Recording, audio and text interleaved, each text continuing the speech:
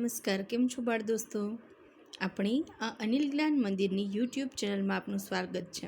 તો તમે હવે બધા આપણી આ યુટ્યુબ ચેનલથી પરિચિત થઈ ગયા છો.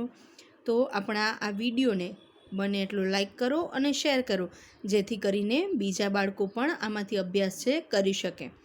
તો આજે આપણે હવે સામાજિક વિજ્ઞાનની અંદર એક ખૂબ સરસ મજાનો પાઠ છે ભણવા જઈ રહ્યા છીએ.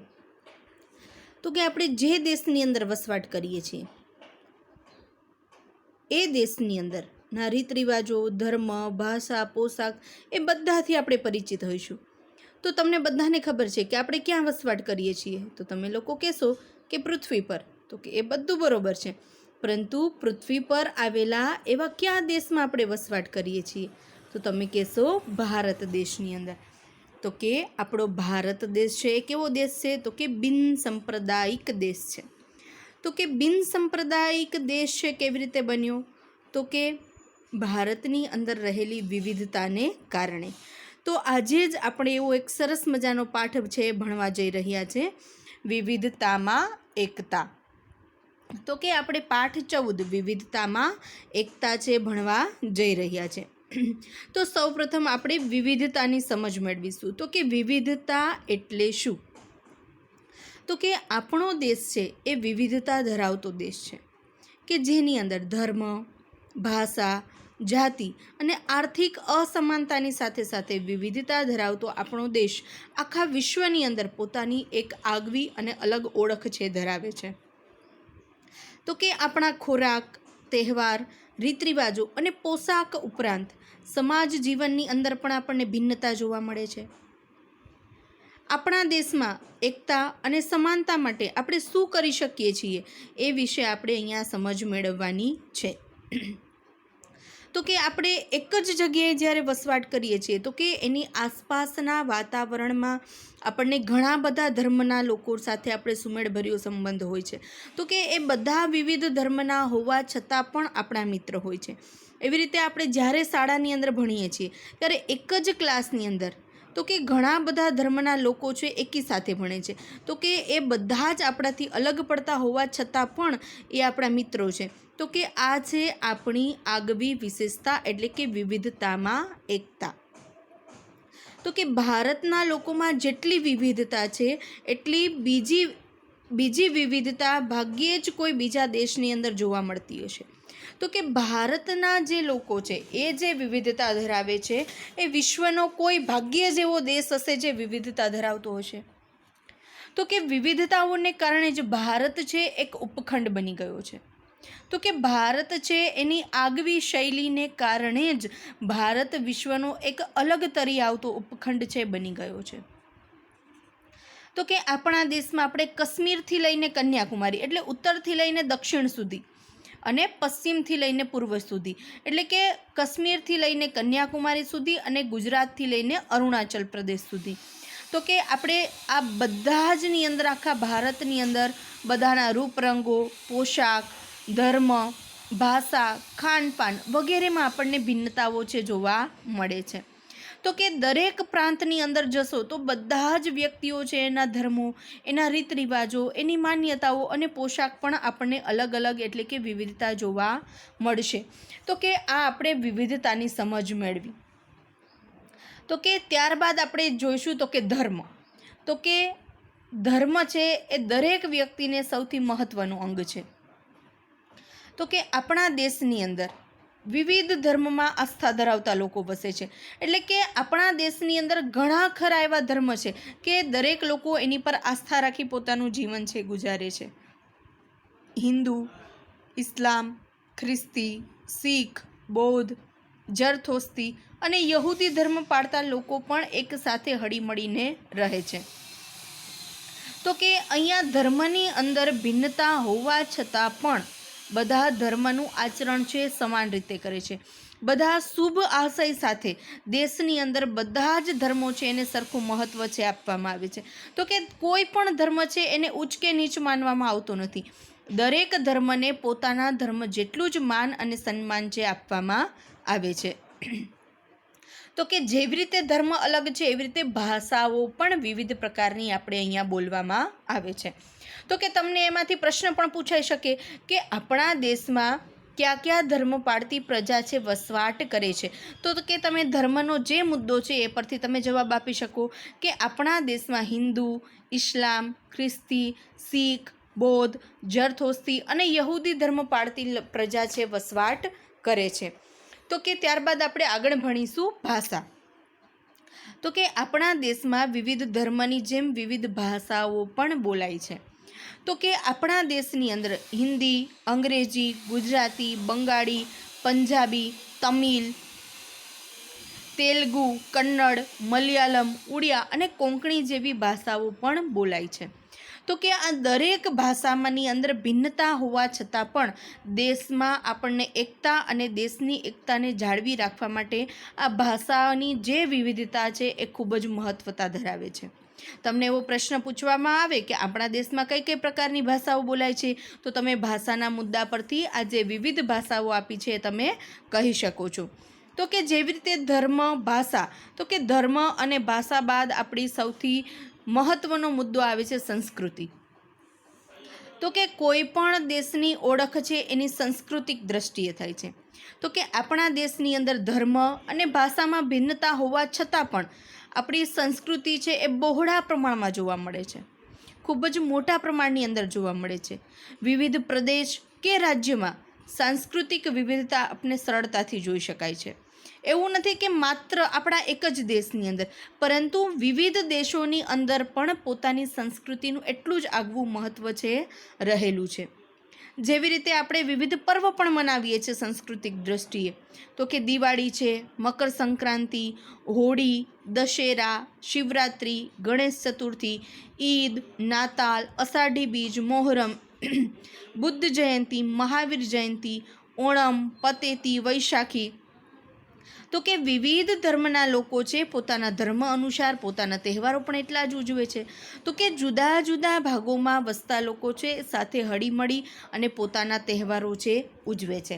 તો કે દેશના જુદા જુદા ભાગની અંદર વસતા લોકો પોતાના અલગ અલગ પ્રકારના નૃત્યની અંદર પણ કુશળતા ધરાવે છે. જેવી રીતે જોઈએ તો કે રાસ ગરબા છે એ ગુજરાતની ઓળખ કરાવે છે, ભાંગડા છે તો કે પંજાબની ઓળખ કરાવે છે, તો કે કથક છે એ ઉત્તર પ્રદેશની, કુચીપુડી આંધ્રપ્રદેશ, કથકલી કેરળ, ભરતનાટ્યમ તમિલનાડુ, બિહુ અસમ, ઓડિશી ઓડિશા અને ઘુમર છે એ રાજસ્થાન રાજ્યની ઓળખ આપણને કરાવે છે. તો કે આ બધા જ નૃત્યો છે આપણે રસપૂર્વક રીતે કરીએ છીએ. તો કે વિવિધતાઓની સાથે આપણા ખાનપાન, પોશાક, રહેઠાણ, માન્યતા અને રીત રિવાજોમાં પણ આપણને અનેક પ્રકારની વિવિધતા છે રહેલી જોવા મળે છે. સ્થળની દ્રષ્ટિએ આપણે જોઈએ તો કે આપણી આબોહવા બધા જેમ સ્થળ બદલે એમ આબોહવા અલગ છે, ત્યાંનું ભૂપૃષ્ઠ અલગ છે. જેવી રીતે જે પ્રાંત હોય એ પ્રમાણે ખેતી અને જંગલોની અંદર પણ આપણને ભૌગોલિક બાબતોને કારણે આપણો દેશ છે આખો વિવિધતાવાળો બન્યો છે. તો કે ત્યારબાદ તમને નીચે સરસ મજાની એક પ્રવૃત્તિ આપવામાં આવી છે કે જેમાં તહેવારના નામ છે તમને આપેલા છે. તો કે એ તહેવારની સામે એમાં તમારે એનો ધર્મ છે લખવાનો છે. તો તમને પૂછવામાં આવે કે પતેતી, તો તમે કહી શકો કે પારસી ધર્મ. ઈદ તો કે મુસ્લિમ ધર્મના લોકો મનાવે, શિવરાત્રિ તો કે હિન્દુ ધર્મના લોકો મનાવે, વૈશાખી તો કે પંજાબી લોકો મનાવે, નાતાલ તો કે ખ્રિસ્તી અને મહાવીર જયંતિ તો કે જૈન ધર્મના લોકો. જેવી રીતે તમને તહેવારની સામે ધર્મ લખવાનું કહ્યું છે એવી રીતે તમારે નૃત્યની સામે એ રાજ્ય છે એનું નામ છે એમાં નીચે લખવાનું છે. તો કે કથકલી, રાસ ગરબા, ઘુમર અને ભાંગડા. તો કે આ 4 નામોમાંથી 3 નામથી તમે પરિચિત છો. જેવી રીતે કે રાસ ગરબા એટલે તમને ખ્યાલ છે ગુજરાત, ઘુમર તો કે રાજસ્થાન, ભાંગડા તો કે પંજાબ, તો કે કથકલી છે એવી રીતે કેરળ રાજ્યનું નૃત્ય છે. તો કે આપણે આવી રીતે વિવિધ પ્રકારના નૃત્યો, એમની સંસ્કૃતિ, ભાષા અને ધર્મ વિશે પણ આપણે બહોળો આની અંદરથી લાભ મેળવ્યો. તો હવે આપણે આના વિશે તમને કોઈ થોડી પ્રશ્નોત્તરી કરે તો તમે એના સરળતાથી જવાબ છે આપી શકો કે ભારત છે વિવિધતાઓને કારણે એક શું બની ગયો છે. તો તમે જવાબ આપી શકો કે ભારત છે વિવિધતાને કારણે એક ઉપખંડ છે એ બની ગયો છે. પછી તમને કોઈ ખાલી જગ્યા, ખરા ખોટા કે પ્રશ્ન સ્વરૂપે પણ પૂછી શકે કે આપણા દેશમાં કયા કયા ધર્મ પાળતી પ્રજા વસે છે, તો તમે કહી શકો કે હિન્દુ, ઇસ્લામ, ખ્રિસ્તી, શીખ, બૌદ્ધ, જરથોસ્તી અને યહૂદી. પછી તમને એવું પૂછવામાં આવે કે પંજાબના લોકો કયો ધર્મ પાળે છે, તો કે પંજાબના લોકો છે એ શીખ ધર્મ પાળે છે. આપણા દેશમાં કઈ કઈ ભાષાઓ બોલાય છે, તો કે ગુજરાતી, અંગ્રેજી, મરાઠી, પંજાબી, તમિલ વગેરે જેવી ભાષાઓ છે એ તમે ભાષાના મુદ્દા પરથી પણ કહી શકો. તો કે મહારાષ્ટ્રના લોકો છે કઈ ભાષા બોલે છે, તો કે મરાઠી ભાષા બોલે છે. તો કે કથક નૃત્ય છે એ તમિલનાડુનું જાણીતું નૃત્ય છે, તો કે ખરું કે ખોટું એવી રીતે તમને ખરા ખોટા પણ પૂછાઈ શકે છે. અસમ છે એ ક્યાંનું જાણીતું નૃત્ય છે, તો તમે કહી શકો કે એ બિહુનું જાણીતું નૃત્ય છે. તો કે આપણા દેશની અંદર કયા કયા નૃત્યો જાણીતા છે, તો કે પંજાબના ભાંગડા, ઉત્તર પ્રદેશનું કથક, આંધ્રપ્રદેશનું કુચીપુડી, ઘુમ્મર છે, તો કે રાજસ્થાનનું. તો કે આવા વિવિધ નૃત્યો વિશેની પણ તમે વાત છે કરી શકો. પછી તમને એવું પૂછવામાં આવે કે ભારતની વિવિધતા વિશેની તમે ટૂંકનોંધ લખો, તો કે વિવિધતામાં એકતા વિશેની તમે ટૂંકનોંધ લખો.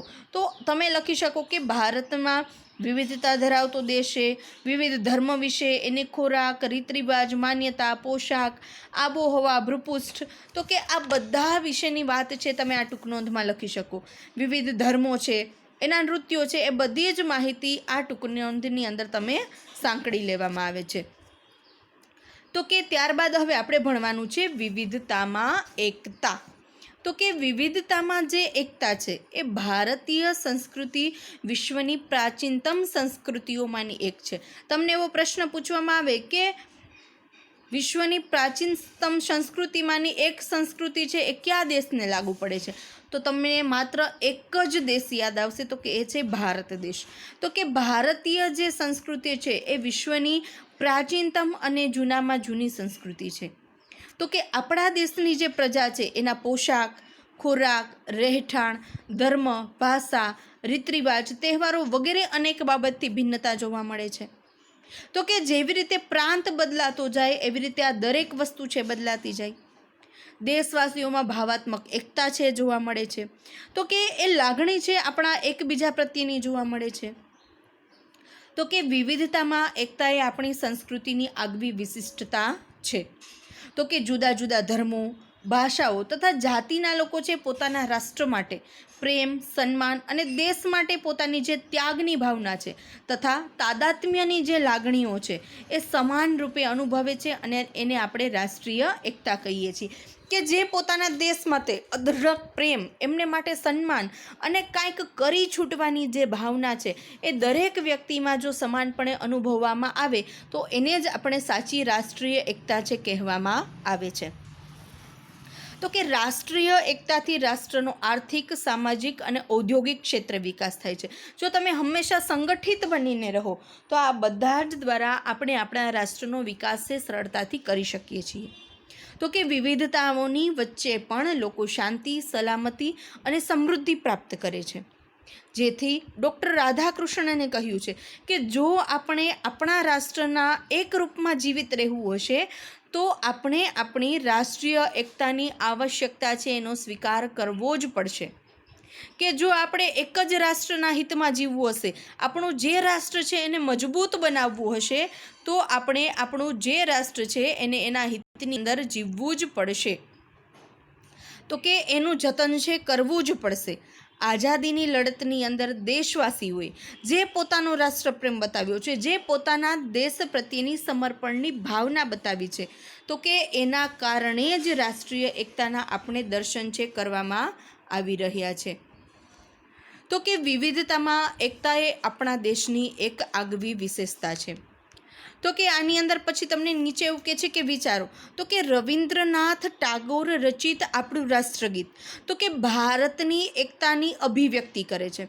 તો કે રાષ્ટ્રગીતની અંદર પણ તમે જોઈ શકો છો કે પંજાબ, સિંધ, ગુજરાત, મરાઠા, દ્રાવિડ, ઉત્કલ, બંગા, તો કે આ બધા જ જે પ્રાંત છે એનો સમાવેશ કરવામાં આવે છે. તો કે આપણા રાષ્ટ્રગીતની અંદર પણ જો બધા પ્રાંત છે એનો સમાવેશ કરવામાં આવતો હોય તો ત્યાંથી જ આપણને આપણા દેશ પ્રત્યેની જે ભાવના છે જાગૃત થાય. તો કે વિવિધ જાતિઓ છે આપણા દેશની અંદર, તો કે રીત રિવાજો અને સાંસ્કૃતિક અને જે ભાષાઓ છે એનો સમન્વય આપણે આપણા રાષ્ટ્રગીતની અંદર પણ જોઈ શકીએ અને અનુભવી શકીએ છીએ. તો કે ભારત જ એક એવો દેશ છે જે વૈવિધ્યતા ધરાવતો દેશ હોવાથી પોતાની જે ભાતીગળ સંસ્કૃતિ છે એનું સર્જન કરી શક્યો છે. તો કે ભારત છે એ એક જ એવું વસુધૈવ કુટુંબકમ એટલે કે સમગ્ર વિશ્વ એક કુટુંબની ભાવના તરીકે પોતે જન્મ છે. તો કે સમગ્ર વિશ્વ છે એક આપણું કુટુંબ છે, આપણો પરિવાર છે, એવી ભાવના માત્ર ને માત્ર એક આપણો ભારત દેશની અંદર જ આપણને જોવા મળે છે. તો કે આ જે ભાવના છે એને માત્ર ને માત્ર ભારત દેશે જ સાકાર કરી છે.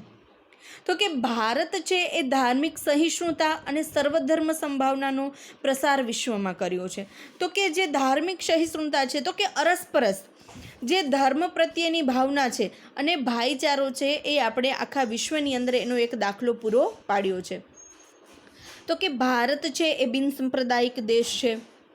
તો કે વિવિધતા એ ભારતીય સંસ્કૃતિનું મહત્વપૂર્ણ લક્ષણ છે. તો કે વિવિધતા, તો કે ભારતની જે વિવિધતા છે એ આપણા સંસ્કૃતિનું સૌથી આગવું લક્ષણ છે.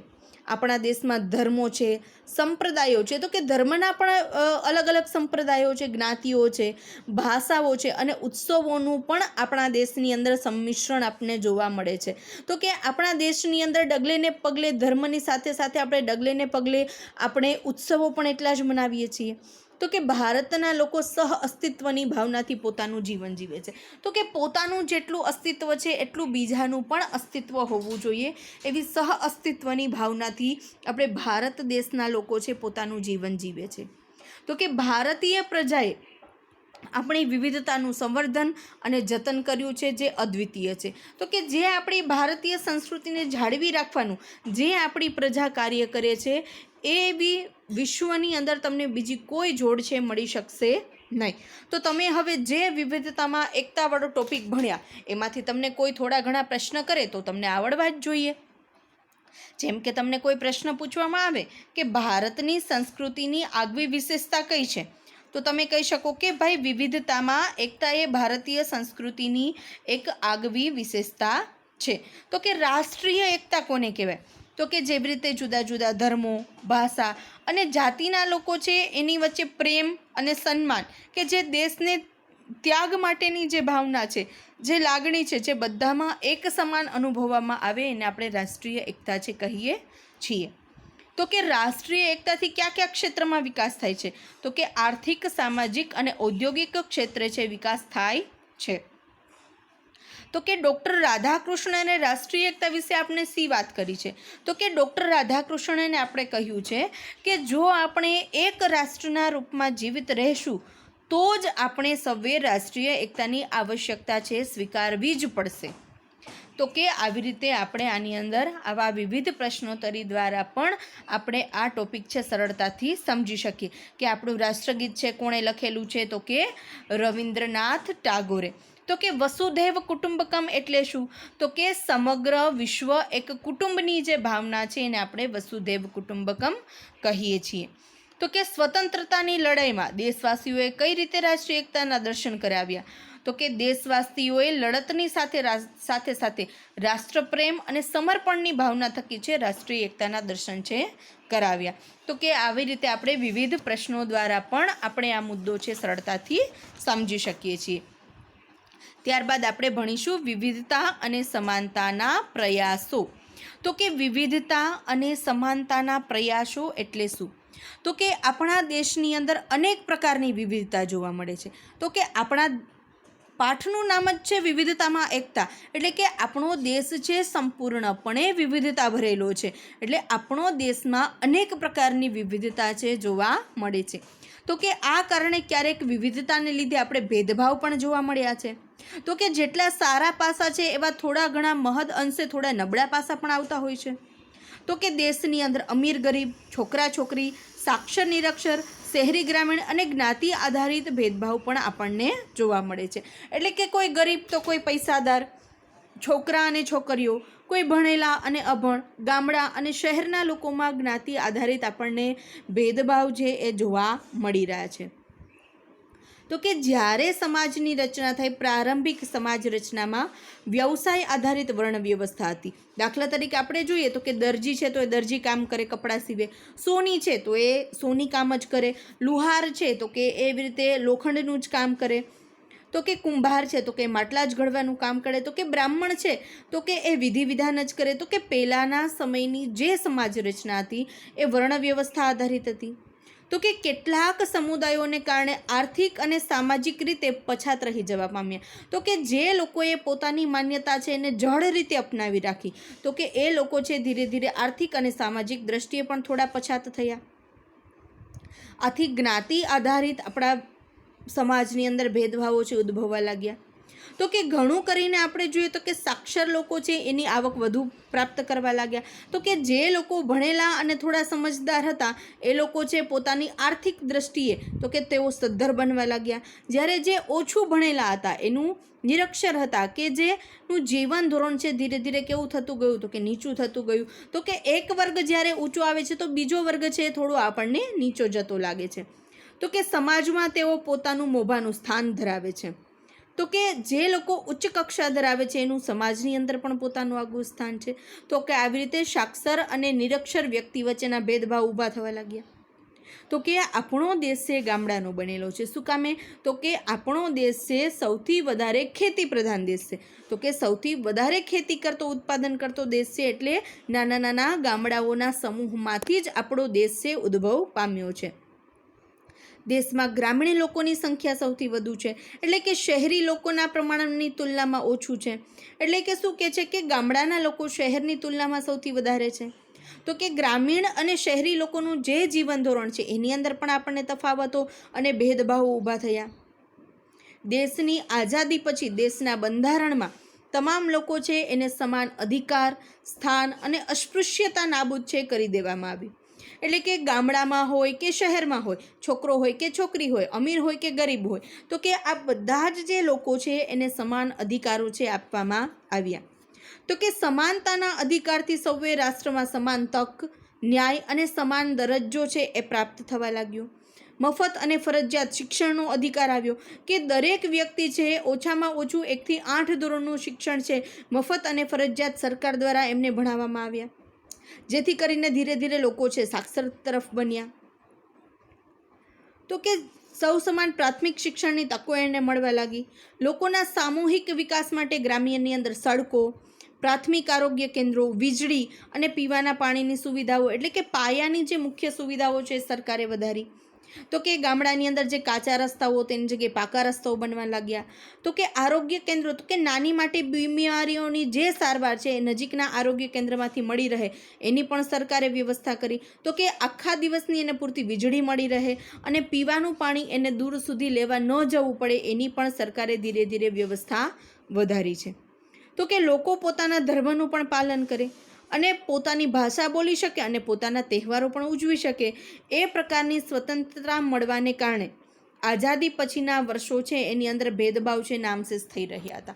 એટલે લોકો પોતાનો ધર્મ છે એ પોતે આઝાદીથી મનાવી શકતા હતા, પોતાના તહેવારો છે સરળતાથી ઉજવી શકતા હતા. એટલે આ કારણે જે ધર્મ અને જાતિનો ભેદભાવ છે ધીરે ધીરે નામશેષ છે થઈ રહ્યો હતો. ચોક્કસ જ્ઞાતિના લોકો માટે ગ્રામ પંચાયતની અને સંસદ સુધીની ચૂંટણીમાં કેટલીક બેઠકો છે અનામત રાખવામાં આવતી. એટલે શું કહે છે કે ગ્રામ સભાની અંદર પણ અમુક બેઠકો છે અનામત રાખવામાં આવતી. એટલે કે જે અલગ અલગ ધર્મ છે એ પ્રમાણે પણ મળવામાં આવતી. તો કે નોકરીઓમાં પણ આ બાબતે ધ્યાન રાખવામાં આવતું. અત્યારે આપણે જોવો છો કે ઓપન, SC, ST એ પ્રમાણે નોકરીની અંદર પણ લાયકાત મુજબ અને ટકાવારી મુજબ તમને એની અંદર એ તમારું સ્થાન છે મળે છે. તો કે ત્યારે પણ એને દરજ્જો આપવામાં આવતો હતો. તો કે વિદ્યાર્થીઓ માટે છાત્રાલય, શિષ્યવૃત્તિ અને આર્થિક સહાયોની યોજનાઓ છે અમલમાં મૂકવામાં આવી, જેથી કરીને કે જે લોકો વધારે સાક્ષરતા મેળવી શકે અને જે લોકો આર્થિક દ્રષ્ટિએ સદ્ધર નથી એ શિષ્યવૃત્તિ જેવી જે યોજનાઓ છે એનો લાભ મેળવી અને આગળ શિક્ષણ છે મેળવી શકે અને આર્થિક, સામાજિક અને સાંસ્કૃતિક ક્ષેત્રે સૌને આગળ વધવાની તકો છે પ્રાપ્ત થવા લાગી. તો કે આ તમે મુદ્દો સમજ્યા એ ઉપરથી હવે તમને થોડા પ્રશ્ન જો કોઈ કરવામાં આવે તો તમને સરળતાથી આવડી જાય. કે આપણા દેશમાં કયા કયા પ્રકારના ભેદભાવ જોવા મળે છે. તો કે અમીર ગરીબ, છોકરા છોકરી, સાક્ષર નિરક્ષર અને શહેરી ગ્રામીણ જેવા. તો કે ભારતની પ્રારંભિક સમાજ રચનામાં ખાલી જગ્યા આધારિત વર્ણ વ્યવસ્થા હતી. કેને આધારિત વર્ણ વ્યવસ્થા હતી? તો કે વ્યવસાયને આધારિત વર્ણ વ્યવસ્થા હતી. તો કે ભારતમાંથી અસ્પૃશ્યતા કઈ રીતે નાબૂદ થઈ? તો કે જ્યારે સ્વતંત્ર ભારતના બંધારણની અંદર બધા જ નાગરિકોને સમાનતાનો અધિકાર આપવામાં આવ્યો ત્યારે અસ્પૃશ્યતા છે નાબૂદ પામી. તો કે ભારત છે એના બંધારણ દ્વારા કયા હક વડે અસ્પૃશ્યતા છે નાબૂદ કરવામાં આવી? તો કે સમાનતાનો જ્યારે હક આપવામાં આવ્યો ત્યારે આપણા દેશમાંથી છે અસ્પૃશ્યતા છે નાબૂદ કરવામાં આવી. તો કે મફત અને ફરજિયાત શિક્ષણ છે એ કાયદાના માધ્યમથી આપણને શિક્ષણની તકો છે મળવા લાગી. તો કે આઝાદી પછી કયા કયા ભેદભાવો નામશેષ થયા? તો કે લોકો પોતાનું ધર્મનું પાલન કરી શકે છે, પોતાની પસંદગી પ્રમાણે ભાષા બોલી શકે છે, પોતાની પસંદગી પ્રમાણે ધર્મ પાળી શકે છે અને બધી જ સ્વતંત્રતાઓ મળવાથી આઝાદી પછીના વર્ષોની અંદર આ બધી જ જે ભેદભાવો છે નામશેષ થઈ ગયા હતા. તો કે છાત્રાલય અને શિષ્યવૃત્તિ જેવી યોજનાઓ છે કોને માટે હતી? તો કે છાત્રાલય અને શિષ્યવૃત્તિ જેવી યોજનાઓ છે વિદ્યાર્થીઓ, મજૂરો અને કર્મચારીઓ માટે હતી. તો કે તમને એવું પૂછવામાં આવે કે ટૂંક નોંધની અંદર વિવિધતા અને સમાનતાના પ્રયાસો. તો કે વિવિધતા અને સમાનતાના જે પ્રયાસો છે એ કઈ રીતે તમે કરી શકો? તો કે દેશમાં ધર્મ, ભાષા, જાતિ અને સાંસ્કૃતિક અને પ્રાદેશિક વિવિધતા જોવા મળતી. તો કે ગ્રામીણ, શહેરી, સાક્ષર નિરક્ષર, અમીર ગરીબ, છોકરા છોકરીના ભેદભાવો જોવા મળતા. અને આઝાદી પછી બંધારણની અંદર સમાનતાનો અધિકાર મળવાથી સૌને સમાન સ્થાન અને રાષ્ટ્રની અંદર માન, ન્યાય અને દરજ્જો પ્રાપ્ત થયો. મફત અને ફરજિયાત શિક્ષણનો કાયદાનો અમલ કર્યો અને એની શિક્ષણ નીતિ અલગ કરવામાં આવી. અને જ્ઞાતિઓને ચોક્કસ ગ્રામ પંચાયત, સંસદ અને ચૂંટણીની બેઠકોમાં પણ અનામત રાખવામાં આવી. આવી રીતે આર્થિક, સામાજિક, સાંસ્કૃતિક ક્ષેત્રે પણ સરકાર છે એ પ્રયાસરત હતી. તો કે આવી રીતે આપણે તમે વિવિધતા અને સમાનતાના પ્રયાસો વિશે પણ સમજ્યા. ત્યાર પછી છોકરા અને છોકરી અંગેના ભેદભાવ કે જે લિંગ ભેદભાવ છે એ તમે જોઈ શકો છો કે દીકરો અને દીકરી વચ્ચેનો જે તફાવત છે એ તમે થોડા ઘણા અંશે ક્યાંક ને ક્યાંક સમાજની અંદર તમને જોવા મળતો હશે. તો કે ભારત જ નહીં પરંતુ વિશ્વના કોઈ પણ રાષ્ટ્રની પ્રગતિ અને વિકાસમાં માનવ સંસાધન તરીકે સ્ત્રીઓની ભૂમિકા ખૂબ જ મહત્ત્વની છે. તો કે વિશ્વનો ભારત એક એવો દેશ નહીં પરંતુ વિશ્વના દરેક એવું ક્ષેત્ર છે કે જ્યાં સ્ત્રીની ભૂમિકા ખૂબ જ મહત્ત્વની છે. જો એક સ્ત્રી હશે તો પૂરા કુટુંબનું નિર્માણ થઈ શકશે. એટલે જ પૂરા વિશ્વની અંદર સ્ત્રીની જે ભૂમિકા છે ખૂબ જ મહત્ત્વની બનાવવામાં આવી છે. સ્ત્રી પુરુષની જૈવિક ભિન્નતાની સાથે સામાજિક અને સાંસ્કૃતિક દૃષ્ટિકોણથી છોકરાઓના ઉછેરમાં પણ ભેદભાવ હોવાની અને બંનેના વિકાસ પણ અલગ અલગ રીતે થાય છે. કારણ કે દીકરી છે એને અમુક સમય થતાં એને પરણાવી દેવામાં આવે છે, જ્યારે દીકરો છે એને તો ઘરનું ભરણ પોષણ કરવાનું હોય છે. એટલે સામાજિક અને સાંસ્કૃતિક દૃષ્ટિએ પણ છોકરા અને છોકરીઓના ઉછેરની અંદર પણ ભેદભાવ જોવા મળતો હતો. આજે પણ મોટાભાગના કુટુંબમાં મહિલા ઘરકામ, રસોડામાં રસોઈ બનાવે છે અને બાળ ઉછેરનું કામ કરે છે. આજે પણ તમે ઘણી ખરી જે મહિલાઓ છે એને એક ગૃહિણી તરીકે જોઈ શકશો કે ઘરનું દરેક કાર્ય અને માત્ર ને માત્ર એને બાળ ઉછેર કરવાનું જ કામ હોય છે. સ્ત્રીઓને કુટુંબ વિષયક કોઈ નિર્ણય લેવાની સત્તા નથી. એટલે કે કોઈ પણ સ્ત્રી છે પોતાના કુટુંબને અનુલક્ષીને કે સારી કે ખરાબ કોઈ પણ બાબતની અંદર નિર્ણય લેવાની એને ત્યારે સત્તા હતી નહીં. એટલે કે સ્ત્રીને કુટુંબ વિશે કે કુટુંબની કોઈ પણ બાબતની અંદર એને નિર્ણય લેવાની સત્તા મળતી નથી. આરોગ્યની પૂરતી દેખભાળ, તો કે એની આરોગ્યની અપૂરતી દેખભાળ એટલે કે પોષણયુક્ત આહાર ન આપવો, જોઈતા શરીરની અંદર પૂરતા પ્રમાણમાં વિટામિન્સવાળો ખોરાક ન આપવો, તો કે એને શિક્ષણથી વંચિત રાખવી, આર્થિક અધિકારોથી પણ વંચિત રાખવી. એટલે કે આ બધા જ અધિકારોથી દીકરીઓ છે એને વંચિત રાખવામાં આવતી. કપડામાં, રમતોમાં, અભ્યાસની તકોમાં, હરવા ફરવા અને વિચાર અને વ્યવહાર વગેરેમાં છોકરીઓ સાથે ભેદભાવ છે રાખવામાં આવતો. કે કપડાં છે તો કે સંપૂર્ણપણે આખું શરીર ઢંકાય એવા પહેરવા જોઈએ. તો કે એને કોઈ પણ પ્રકારની રમતો ન રમવી જોઈએ, કારણ કે એક સ્ત્રી છે, એક દીકરી છે ને બીજા ઘરે જવાનું છે. અભ્યાસ તો કે એને પારકા ઘરે જવાનું હોવાથી માત્ર ઘરકામ જ કરવાનું છે, તો અભ્યાસ એને કરવાનો કોઈ અધિકાર નથી. એને ઘરની ચાર દિવાલ બહાર કોઈ હરવા ફરવાનો પણ કોઈ અધિકાર નહોતો. પોતાના જે વિચારો છે એને પ્રગટ કરવાનો અધિકાર નહીં, અને વ્યવહારની અંદર પણ એને પોતાના વિચારો છે પ્રગટ કરવાનો અધિકાર હતો નહીં. એટલે છોકરીઓ સાથે આવા ભેદભાવો છે રાખવામાં આવતા. તો કે ત્યારબાદ તમે જુઓ તો કે છોકરીઓનું ધીરે ધીરે સાક્ષરતાનું પ્રમાણ છે કેવું થતું ગયું, તો કે નીચું થતું ગયું. છોકરીઓના બાળ લગ્ન કરાવવામાં આવતા. તો કે જ્યારે તેઓ એકદમ કુમાર્ય હોય, તો કે નાની હોય, તો કે જ્યારે બાળપણ હોય ત્યારે જ એના લગ્ન કરી દેવામાં આવતા. કોઈ આઘેડ વયના પુરુષો સાથે. પડદા પ્રથા, તો કે હંમેશા એને ઘૂંઘટની અંદર રાખવામાં આવતી. દહેજ પ્રથા, જ્યારે તમે દીકરીને લગ્ન કરો તો કે એને પરણાવવાની સાથે સાથે એના ભરણ પોષણ અને એને ઉપયોગી દરેક ચીજ વસ્તુ છે એના માતા પિતાના પક્ષેથી એને લઈ જવાની આવતી, અને એને આપણે દહેજ પ્રથા ગણતા. તો કે બીજા એવા ઘણા ખરા જે કુરિવાજો છે એનો છોકરીઓ દિવસે ને દિવસે ભોગ બનતી હતી. સમાજમાં પુત્ર જન્મને પ્રાધાન્ય આપવાથી સ્ત્રી ભ્રૂણ હત્યાનો ભોગ બને છે. તો કે જો કોઈ સ્ત્રીના પેટે દીકરો અવતરે તો એને જન્મ દેવામાં આવે છે, અને જો કોઈ સ્ત્રી ભ્રૂણ હત્યા કે પહેલાંના જમાનાની અંદર ગર્ભ પરીક્ષણ થતું કે તમારા માના ગર્ભની અંદર છોકરી છે કે છોકરો છે એ પરીક્ષણ થતા હોવાને કારણે અત્યારના સમયની અંદર આ સ્ત્રી ભ્રૂણ હત્યા છે ધીરે ધીરે નાશ પામી છે.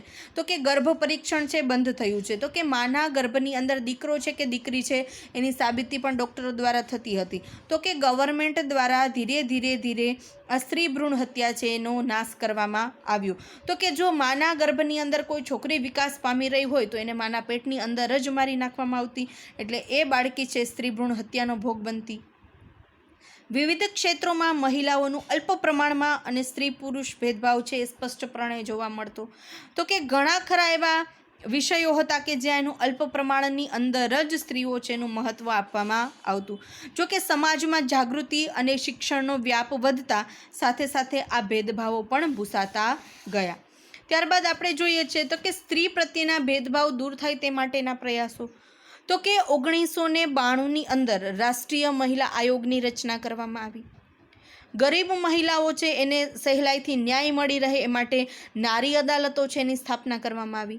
તો કે મહિલા છે એની સમસ્યાઓના નિર્માણ માટે મહિલા કલ્યાણ કેન્દ્રોની રચના કરવામાં આવી. તો કે સ્ત્રીઓને માત્ર ને માત્ર ન્યાય મળી રહે એના માટે સરકાર દ્વારા પણ ઘણા ખરા પ્રયાસો છે કરવામાં આવી રહ્યા છે. કન્યા કેળવણીનું પ્રમાણ વધે, સમાજ અને સરકાર દ્વારા આવા સહિયારા પ્રયત્નો છે કરી રહ્યા હતા. કુટુંબની માલ મિલકતમાં દીકરીઓને હિસ્સો મળે એનો કાયદો બનાવવામાં આવ્યો. બાળ લગ્ન, દહેજ પ્રથા અને સ્ત્રી ભ્રૂણ હત્યા અટકાવવા માટે પણ સરકારે ખૂબમાં ખૂબ કડક કાયદાઓ છે ઘડવામાં આવ્યા છે. દેશમાં મહિલાઓને સમાન દરજ્જો મળે, શિક્ષણ અને સલામતી પ્રાપ્ત થાય તે માટે 1980થી અનેક કાર્યક્રમો છે અમલમાં મૂકવામાં આવ્યા છે. તો અહીંયા આપણે આજે વિવિધતામાં એકતાની અંદર આપણે આ ધર્મ, ભાષા, સંસ્કૃતિ, વિવિધતામાં એકતા, વિવિધતા અને સમાનતાના પ્રયાસો તેમજ છોકરા છોકરી અંગેના ભેદભાવો વિશેની સમજ મેળવી. ત્યારબાદ આપણે સ્વાધ્યાયની અંદરથી થોડી ઘણી પ્રશ્નોત્તરી છે જોઈએ. તો કે તમને આની અંદર ખરા ખોટા આપવામાં આવ્યા છે. તો કે આઝાદી પછીના વર્ષમાં ભેદભાવો નામશેષ થઈ રહ્યા છે. તો કે સાચું. આપણો દેશ છે શહેરોનો બનેલો છે. તો કે ખોટું. કેનો? તો કે ગામડાનો. ચૂંટણીમાં કેટલીક બેઠકો છે અનામત રાખવામાં આવતી નથી. તો કે ખોટું. તો કે ચૂંટણીમાં બેઠકો કેટલીક છે અનામત રાખવામાં આવે છે. તો કે મહારાષ્ટ્રના લોકો છે મુખ્યત્વે કઈ ભાષા બોલે છે? તો કે મરાઠી. પંજાબના લોકોનું નૃત્ય તો કે ભાંગડા. મહાવીર જયંતિનો ઉત્સવ કયા ધર્મના લોકો? તો કે જૈન ધર્મના લોકો. અને ભારતમાં રાસ ગરબા માટે કયું રાજ્ય જાણીતું છે? તો કે ગુજરાત. તો કે આવી રીતે આપણે આ પાઠની અંદર વિવિધતાની અંદર એકતાના દર્શન કર્યા. જો તમને આપણો આ પાઠ ગમ્યો હોય તો આપણા વિડીયોને લાઈક કરજો, શેર કરજો અને સબસ્ક્રાઈબ કરજો.